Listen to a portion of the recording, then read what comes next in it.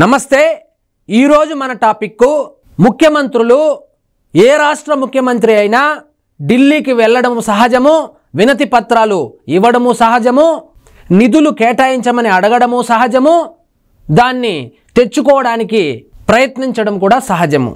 మన ఆంధ్రప్రదేశ్లో జగన్మోహన్ రెడ్డి గారు ముఖ్యమంత్రి ఉన్నప్పుడు ఢిల్లీ పోయి ఏం చేసేవాడు, తరువాత చంద్రబాబు నాయుడు గారు ముఖ్యమంత్రి అయిన తర్వాత ఢిల్లీకి పోయి ఏమేం చేశాడు, నిన్న డిప్యూటీ చీఫ్ మినిస్టర్ హోదాలో పవన్ కళ్యాణ్ ఢిల్లీ పర్యటనలో ఏమేం చేశారు కంపేర్ చేసి నా స్టైల్లో మీకు వివరించే ప్రయత్నం చేస్తాను. మీకు ఈ వీడియో నచ్చినట్లయితే లైక్ చేయండి, షేర్ చేయండి, ఛానల్ మాత్రం సబ్స్క్రైబ్ చేసుకోవడం మర్చిపోవద్దు. ఇక వివరాల్లోకి వెళ్తే, ఇది మన జగన్మోహన్ రెడ్డి గారు ఢిల్లీ పర్యటనకి వెళ్తే ఏం చేసేవాడంటే, ఒక విగ్రహం తీసుకొని, శ్రీవారి విగ్రహము, ఒక సాలువా తీసుకొని, ఏఆర్ డైరీలో స్వచ్ఛమైన నెయ్యితో చేసినటువంటి టీటీడీ ప్రసాదాన్ని తీసుకొని వెళ్ళి ఏం మాట్లాడతాడో తెలియదు, ఏం అడుగుతాడో తెలియదు, వాళ్ళు ఏమి ఇస్తారో తెలియదు, అసలు ఏమి ఇచ్చారో తెలియదు. బయటకు వస్తాడు, ప్రెస్ ఏమైనా అడిగితే ఆయన ఏం చెప్తాడంటే, సాయి రెడ్డి అన్న వీళ్ళ ఆన్సర్ అంటాడు. ఆ క్లిప్ ఇప్పుడు వేస్తాను చూడండి.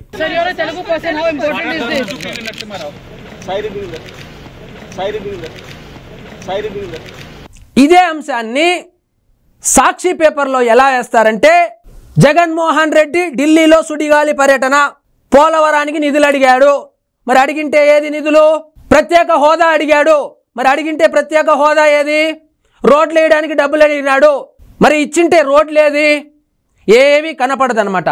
సీక్రెట్గా వెళ్ళామా, కేసుల గురించి, బెయిల్ల గురించి, తమ్ముడి ఇష్యూ గురించి మాట్లాడుకున్నామా, బయటకు వచ్చేసామా. ఇది జగన్మోహన్ రెడ్డి గారి స్టైల్. బట్ మన చంద్రబాబు నాయుడు గారి స్టైల్ ఎలా ఉన్నిందంటే, ఇది చూడండి. చంద్రబాబు నాయుడు గారు కూడా కలిశాడు, ఏమడిగాడు, అమరావతికి నిధులు అడిగాడు, తెచ్చుకున్నాడు. పోలవరం నిధులు అడిగాడు, తెచ్చుకున్నాడు. రాష్ట్రంలో వివిధ రహదారుల అభివృద్ధికి డబ్బులు అడిగాడు, బడ్జెట్లో కేటాయించుకున్నాడు. రైల్వే జోన్ శంకుస్థాపన గురించి ప్రస్తావించాడు, రైల్వే జోన్ కూడా వచ్చేసింది. ఇక విశాఖ స్టీల్ ప్లాంట్ గురించి కూడా ప్రస్తావించడం జరిగింది, అది విలీన ప్రక్రియ కూడా ఆగిపోయిన విషయం మనకు అందరికీ తెలిసిందే. ఇదంతా కాకుండా బడ్జెట్కు ముందు రోజు వెళ్ళి కలిసి బడ్జెట్లో కేటాయింపుల విషయానికి వస్తే, మిగతా రాష్ట్రాలు ముక్కు మీద వేలేసుకునేలాగా మిగతా రాష్ట్రాల ముఖ్యమంత్రులు ఇది ఆంధ్ర బీహార్ బడ్జెట్టా, భారతదేశం బడ్జెట్టా అని అడిగే విధంగా నిధులు కేటాయింపులు చేసుకొని వచ్చాడు.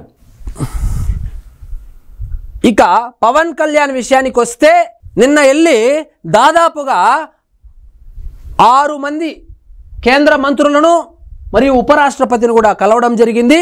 ఇందులో ముఖ్యాంశాలు ఒకసారి చూద్దాం. జల్ జీవన్ మిషన్కు నిధులు ఇవ్వండి, సురక్షిత తాగునీటికి సహకరించండి, ఏఐబిబి ప్రాజెక్టులు గడువు పెంచండి, రీఎంబర్స్మెంట్ కాదు రాష్ట్రానికి ముందస్తు నిధులు ఇచ్చేలా చూడండి.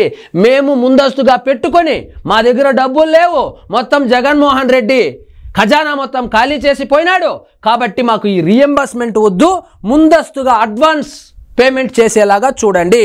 కరువు జిల్లాల్లో ఉపాధి నిధులు పెంచండి.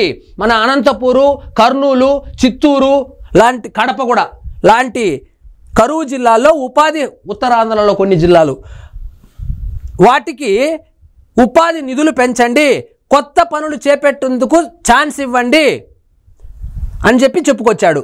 రాష్ట్ర ఉప ముఖ్యమంత్రి పవన్ కళ్యాణ్ మంగళవారంలో ఢిల్లీలో పర్యటించారు.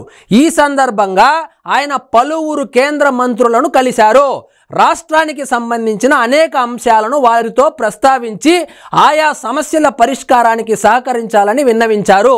నిధులు, పర్యాటక ప్రాజెక్టుల అభివృద్ధి, ఉపాధి హామీ పనులు, రాష్ట్రంలో జాతీయ పర్యాటక యూనివర్సిటీ ఏర్పాటు సహా అనేక అంశాలను ప్రస్తావించారు.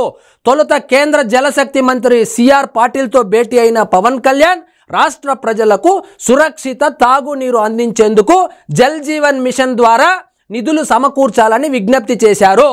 ఇది ఒక ఉప ముఖ్యమంత్రి హోదాలో వెళ్ళి కలిశాడు. జగన్మోహన్ రెడ్డి హయాంలో నాకు తెలిసినంత వరకు దాదాపు 1/2 డజన్ పైనే ఉప ముఖ్యమంత్రులు ఉన్నారు. ఆ ఉప ముఖ్యమంత్రి పేర్లైనా మీకు కనీసం తెలుసా? నాకైతే సగం మంది పేర్లు కూడా తెలీదు. ఆ పేర్లు తెలిస్తే మీరు కామెంట్ రూపంలో తెలియజేయండి.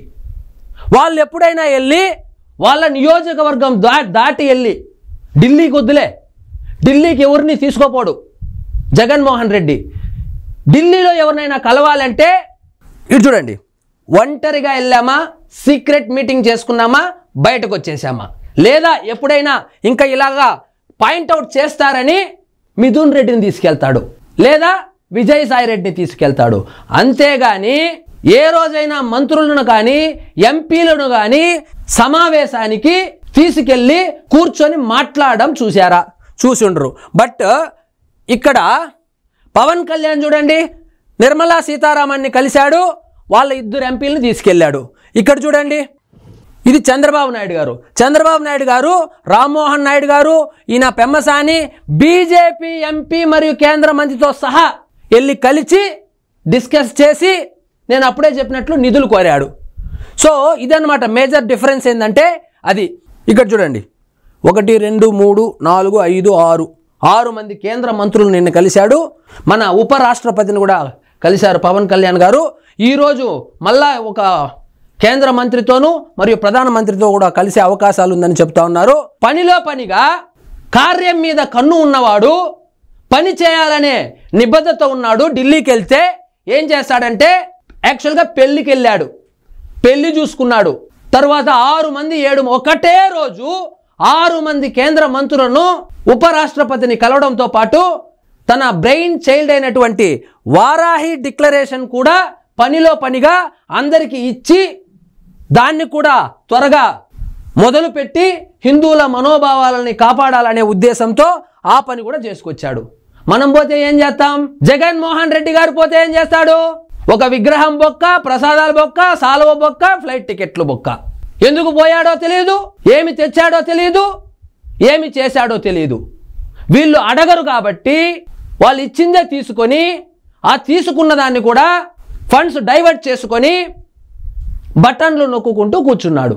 ఇదంతా ఒక ఎత్తు అయితే తను పిఠాపురం ఎమ్మెల్యే అనేటువంటి తన బాధ్యతను కూడా మర్చిపోకుండా పిఠాపురం నియోజకవర్గానికి సంబంధించినటువంటి కొన్ని సమస్యలు కూడా ప్రస్తావించి దాన్ని కూడా సాధించే దిశగా ముందుకెళ్తున్నాడు. ఢిల్లీలో రైల్వే మంత్రిని కలిసినటువంటి పవన్ కళ్యాణ్ పిఠాపురంలో రైళ్ల హాల్టు, రైళ్ల ఓవర్ బ్రిడ్జ్ నిర్మాణానికి వినతి పత్రం ఇచ్చాడంట.